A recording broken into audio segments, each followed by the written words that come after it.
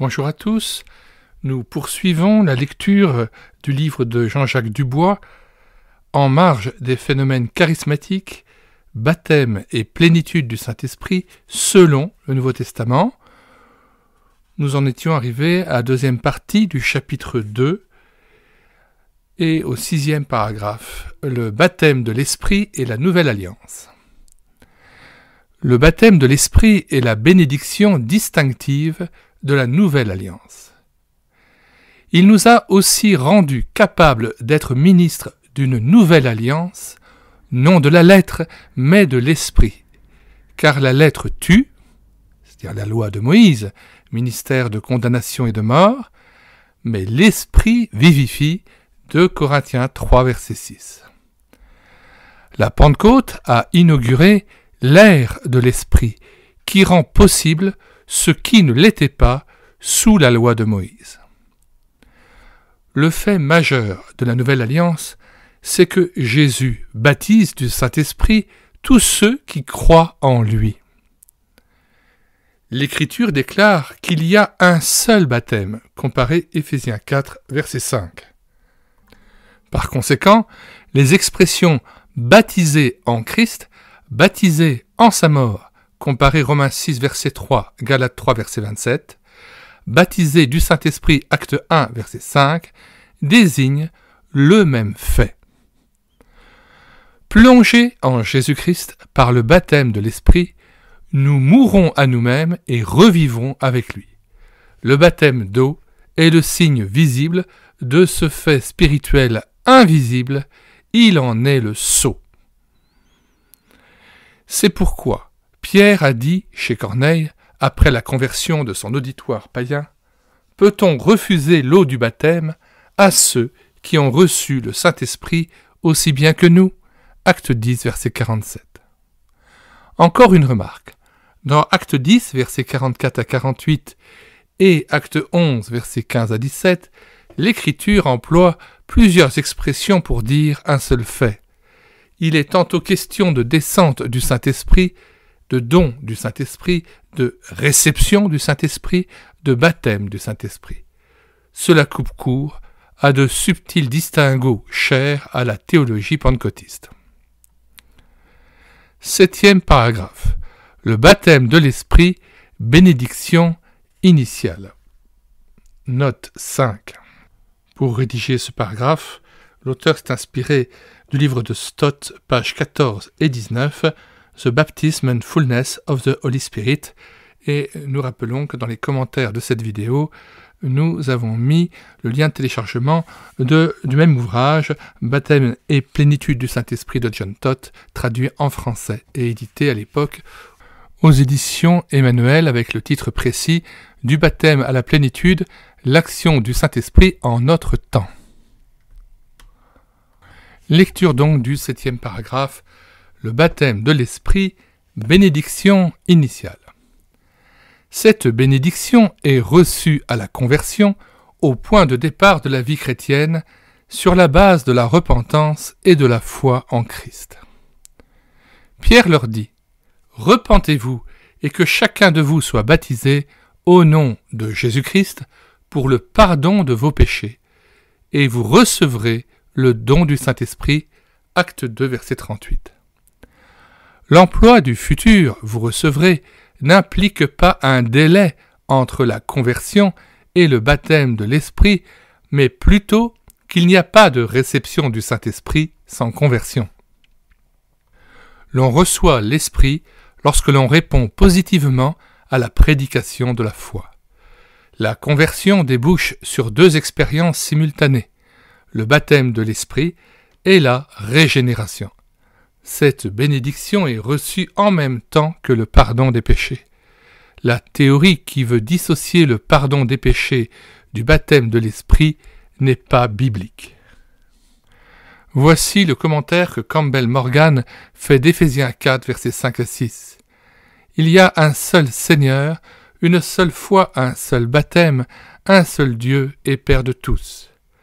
Un seul Seigneur, l'objet de la foi du pécheur, une seule foi centrée sur cet unique Seigneur. Un seul baptême celui du Saint-Esprit par lequel le pécheur appartient à son Sauveur. Un seul Dieu et Père de tous. La nouvelle relation entre l'homme et Dieu à laquelle le pécheur accède lorsque, par le baptême de l'Esprit, il a part à l'adoption.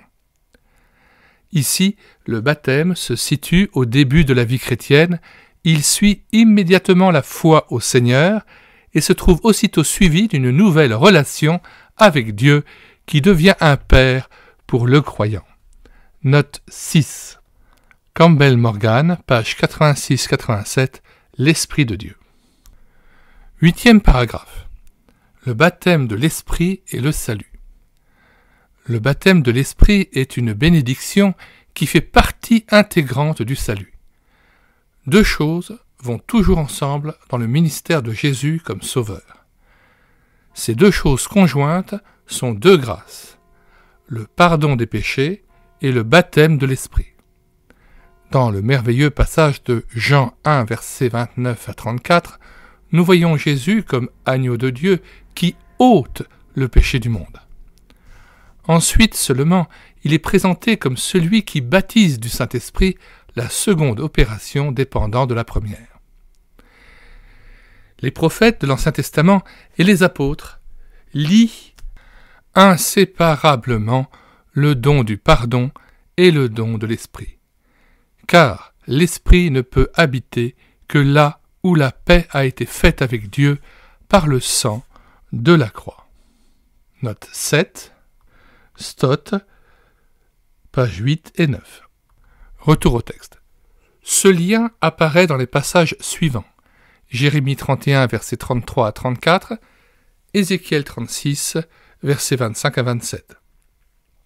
Zacharie, chapitre 12, verset 10, et chapitre 13, verset 1. Acte 2, verset 38. 2 Corinthiens 3, versets 7 à 9, et Tite 3, versets 4 à 7.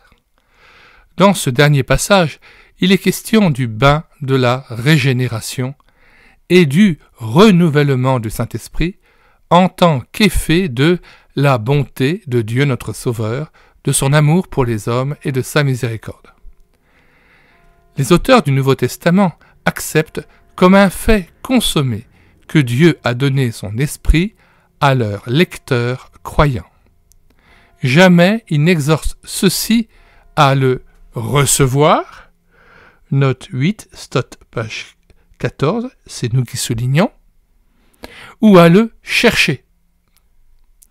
Lire Romains 5, verset 5, 1 Corinthiens 3, verset 16, 1 Corinthiens 6, verset 19, chapitre 12, verset 13, 1 Thessaloniciens 4, verset 8, 1 Jean 3, verset 24 et chapitre 4, verset 13. Remarquez que les Corinthiens, malgré toutes les faiblesses que dénonce Paul, orgueil, division, jalousie, dispute, impureté, désordre, comparez 1 Corinthiens 1, versets 10 à 11, chapitre 3, versets 1 à 3, chapitre 4, verset 18, chapitre 5, versets 1 à 2, chapitre 6, verset 4, versets 15 à 18. Les Corinthiens, disions-nous, sont toujours envisagés et traités comme des frères, des membres du corps de Christ, des chrétiens en qui l'Esprit habite, mais est contristé. Par manque d'enseignement, ce qui n'était pas le cas des Corinthiens, ou par négligence, ce qui était leur cas, on peut malheureusement en arriver à ignorer ou à oublier le fait capital et béni de la présence de l'Esprit en nous. C'est pourquoi, dans la première épître aux Corinthiens, reviennent souvent les 4 mots. Ne savez-vous pas ? Les chrétiens de Corinthe avaient oublié et négligé des faits aussi essentiels que ceux-ci, qu'ils étaient le temple de Dieu, qu'un peu de levain fait lever toute la pâte, que nos corps sont les membres de Christ, que nous ne nous appartenons point à nous-mêmes, que ceux qui courent dans le stade courent tous, mais qu'un seul remporte le prix.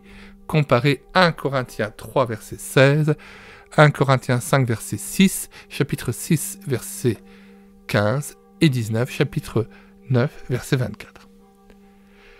N'imitons pas le mauvais exemple, et rappelons-nous que celui qui croit être debout doit prendre garde de tomber. En effet, nous ne sommes pas automatiquement préservés des tentations, pas plus que nous n'y sommes fatalement soumis. En même temps que la tentation, permise de Dieu, nous est impartie la force nécessaire pour la supporter. Comparez 1 Corinthiens 10, versets 10 à 13.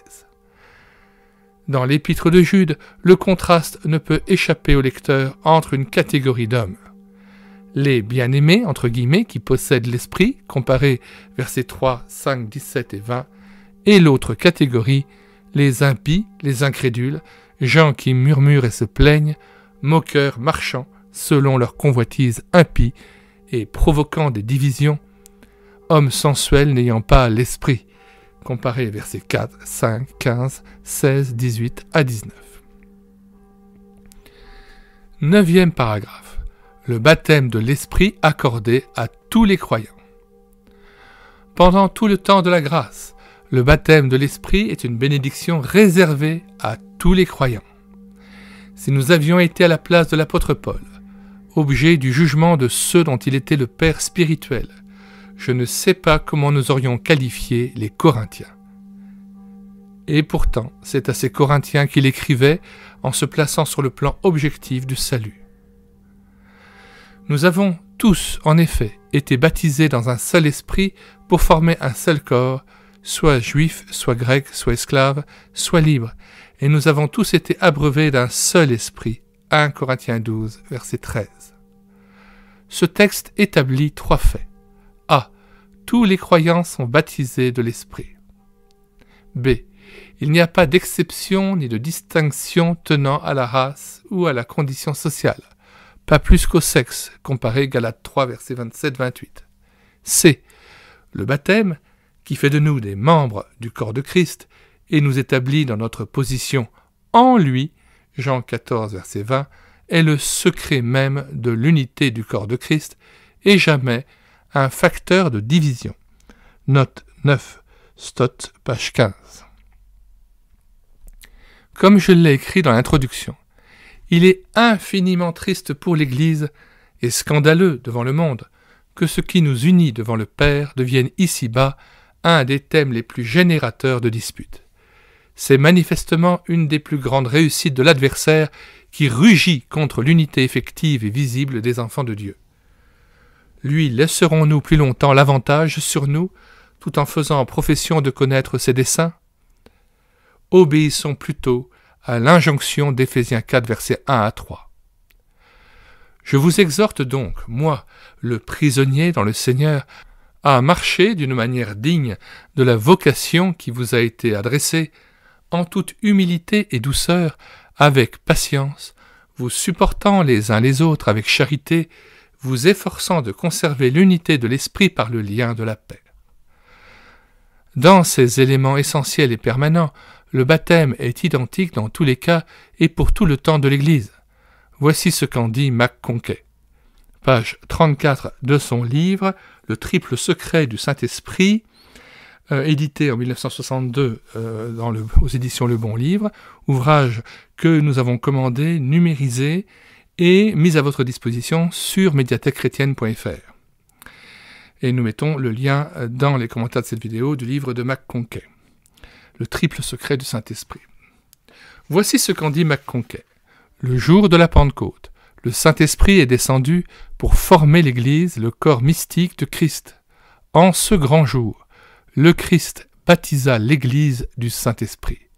En conséquence, puisque chacun de nous devient, par la foi, un membre de ce corps, nous sommes baptisés du même esprit qui habite dans ce corps. Nous recevons le don du Saint-Esprit. McConkie, page 34. Il faut toujours distinguer entre les éléments extrinsèques du baptême de l'Esprit et ses éléments intrinsèques.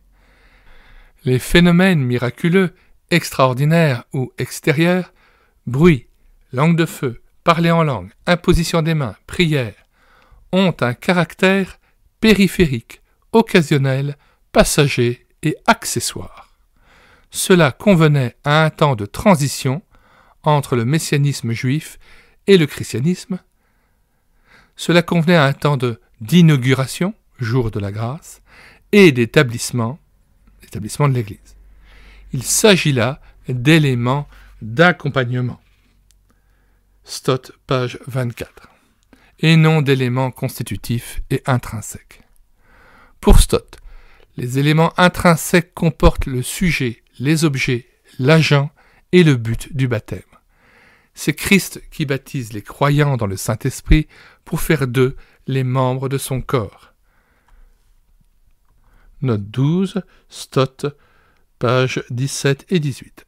Celui qui nous baptise, en tant que tête du corps, a été oint de l'Esprit lors de son baptême dans le Jourdain. C'est donc discutable de dire que Jésus a été baptisé de l'Esprit. Lire Ésaïe 42, verset 1, 61, verset 1, Luc 3, verset 21 à 22, Luc 4, verset 16 à 21, Jean 1, verset 29 à 34, Jean 3, verset 34, Jean 6, verset 27, Acte 10, verset 38 et Hébreux 1, verset 9. 9. Je crois utile de préciser cela vu la confusion des théories pentecôtistes. L'une de ces théories prétend qu'il y a un baptême d'ordre général, effectué par le Saint-Esprit pour nous incorporer à l'Église, et qu'il y a ensuite un baptême d'ordre particulier, effectué par Jésus-Christ avec ou dans l'Esprit. Stott, page 16. Une autre théorie, qui renverse les termes de celle que nous venons de citer, attribue le premier baptême à Jésus-Christ et dit qu'en second lieu, le Saint-Esprit nous baptise en son propre nom. Point d'exclamation. Cela ne tient pas debout. Cette dernière théorie méconnaît le fait que le Saint-Esprit glorifie Christ, prend de ce qui est à lui pour nous l'annoncer. Si le Fils plaide la cause des hommes auprès du Père, l'Esprit plaide la cause du Fils auprès des hommes.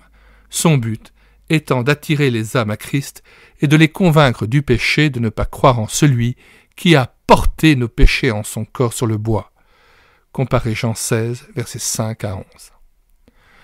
Toute saine doctrine du Saint-Esprit et toute expérience de sa présence et de son action doivent nécessairement nous attacher plus solidement au chef et nous faire parvenir à l'unité de la foi et de la connaissance du Fils de Dieu, à l'état d'homme fait, à la mesure de la stature parfaite de Christ, afin que nous ne soyons plus des enfants, flottant et emportés à tout vent de doctrine, par la séduction des hommes, par leur ruse dans les moyens de séduction, mais que, professant la vérité dans la charité, nous croissions à tous égards en celui qui est le chef, Christ. C'est en lui, et grâce à tous les liens de son assistance, que tout le corps, bien coordonné et formant un solide assemblage, tire son accroissement selon la force qui convient à chacune de ses parties et s'édifie lui-même dans la charité. Éphésiens 4, versets 13 à 16. 10e paragraphe. Le baptême de l'Esprit reçu une fois pour toutes. Le baptême de l'Esprit est une bénédiction reçue une fois pour toutes. Elle est pleinement suffisante. Les épîtres n'incitent pas les croyants à rechercher quelques bénédictions entièrement nouvelles et distinctes, mais nous rappellent ce que nous sommes déjà par la grâce de Dieu et nous exhortent à vivre en conformité. Stott, page 20. Citons par exemple Romains 6, versets 1 à 3. Que dirons-nous donc? Demeurerions-nous dans le péché afin que la grâce abonde? Loin de là, nous qui sommes morts au péché. Le baptême de l'Esprit nous a établis dans cette position. Comment vivrions-nous encore dans le péché? Entre parenthèses, il s'agit ici de notre condition présente sur la terre, de notre conduite. Ignorez-vous que nous tous qui avons été baptisés en Jésus-Christ, c'est en sa mort que nous avons été baptisés? En d'autres termes, l'Écriture distingue toujours entre le fait d'être en Christ et celui de demeurer en Christ. Comparez Jean 15, versets 1 à 11. C'est là que se situe la différence entre être baptisé de l'Esprit et être rempli de l'Esprit. Ainsi, le baptême de l'Esprit correspond à ce que nous sommes en Christ, notre position, et la plénitude de l'Esprit représente le fait de vivre notre condition en conformité avec ce que nous sommes. Nous trouvons ces deux plans dans une série de passages. 1 Corinthiens 5, verset 7, Éphésiens 4, verset 17 à 24, Éphésiens 5, verset 8, Colossiens 3, verset 1 à 4, verset 12 à 13, 1 Pierre 1, 14 à 16, verset 22 à 23, 1 Pierre 2, verset 1 à 3, 2 Pierre 1, verset 3 à 7. Je ne retiendrai que le premier. Dans 1 Corinthiens 5, verset 7, l'apôtre appelle les Corinthiens à vivre ce qu'ils sont en Christ. Faites disparaître le vieux levain, afin que vous soyez une pâte nouvelle. Entre parenthèses, expérience progressive de la sanctification. Puisque vous êtes sans levain. Ça, c'est la position en Christ. Car Christ, notre Pâque, a été immolé.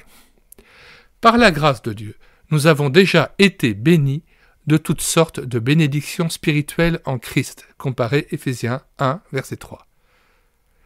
Et notre responsabilité consiste à nous approprier sans cesse et progressivement ce qui nous appartient déjà en Christ. Par notre union avec Christ, Dieu nous a tout donné et maintenant, nous ne devons rien attendre de nouveau si ce n'est la résurrection et la glorification de nos corps. Note 15, Stott, page 20. Comparez Romains 8, versets 18 à 25.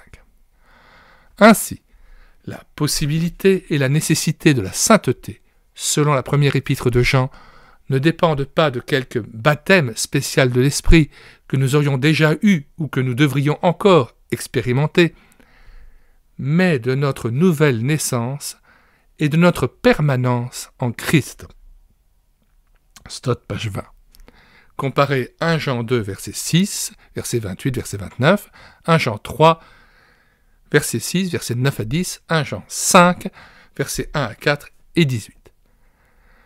Pour prévenir toute illusion et prétention perfectionniste, ajoutons encore que la preuve de notre appartenance à Christ ne consiste pas dans la disparition de tout péché, mais en la présence dans notre vie de nouveaux goûts, désirs et affections d'en haut, qui sont plus forts que la chair, le péché et le monde. Il faut qu'ils croissent et que je diminue. Jean 3, verset 30. La nouvelle naissance coïncide avec le baptême de l'Esprit et ne saurait en être séparée. Ce sont les deux aspects distincts d'une réalité unique. Bénissons Dieu de tout ce qu'il nous a donné en son bien-aimé et entonnons avec Paul ce cant de louange. Béni soit Dieu, le Père de notre Seigneur Jésus-Christ, qui nous a bénis de toutes sortes de bénédictions spirituelles dans les lieux célestes en Christ. En lui, Dieu nous a élus avant la fondation du monde, pour que nous soyons saints et irrépréhensibles devant lui, nous ayant prédestinés dans son amour à être ses enfants d'adoption par Jésus-Christ, selon le bon plaisir de sa volonté, à la louange de la gloire de sa grâce, qu'il nous a accordée en son bien-aimé. En lui, nous avons la rédemption par son sang, la rémission des péchés, selon la richesse de sa grâce, que Dieu a répandue abondamment sur nous par toute espèce de sagesse et d'intelligence, nous faisant connaître le mystère de sa volonté, selon le bienveillant dessein qu'il avait formé en lui-même, pour le mettre à exécution, lorsque les temps seraient accomplis, de réunir toutes choses en Christ, celles qui sont dans les cieux et celles qui sont sur la terre. En lui, nous sommes aussi devenus héritiers. Éphésiens 1, versets 3 à 11. Fin de ce deuxième chapitre de l'ouvrage de Jean-Jacques Dubois, En marge des phénomènes charismatiques, baptême et plénitude du Saint-Esprit selon le Nouveau Testament. Nous mettons dans les commentaires de cette vidéo, comme à l'ordinaire dorénavant, le lien de téléchargement de cet ouvrage en Word ou en PDF, lien de téléchargement payant, puisque ce téléchargement se fait à partir du site internet de la Maison de la Bible. Nous mettons le lien pour vous amener à acheter, à télécharger donc cet ouvrage de Jean-Jacques Dubois, vendu sous son format numérique par la Maison de la Bible. Nous y ajoutons donc comme lien le livre de Stott sur le baptême et la plénitude du Saint-Esprit, le lien du livre de McConkie, Le triple secret du Saint-Esprit, celui du Saint-Esprit, de Tophel aussi.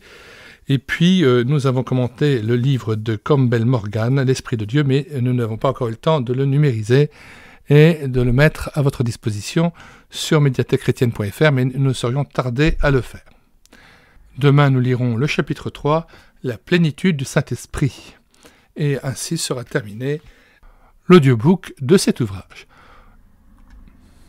Nous ajoutons aussi dans les commentaires de cette vidéo toute une série d'ouvrages sur et contre le parler en langue et notamment les références de la playlist que nous avons faite, charismatisme ou christianisme.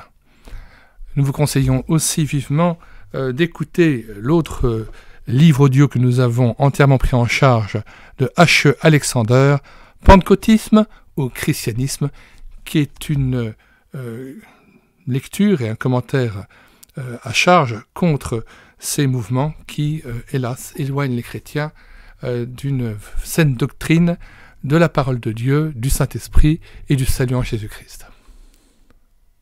Nous mettons donc en lien dans les commentaires de cette vidéo la playlist de cette lecture du livre audio de l'ouvrage d'Alexander, Pentecôtisme ou christianisme. Nous vous conseillons aussi vivement à ce sujet de télécharger l'ouvrage que nous avons traduit d'américain en français de George Birch, Le ministère de délivrance, et nous en avons assuré une partie du livre audio, de l'audiobook, notamment du chapitre 8 concernant le parler en langue. Nous vous disons au revoir et à bientôt.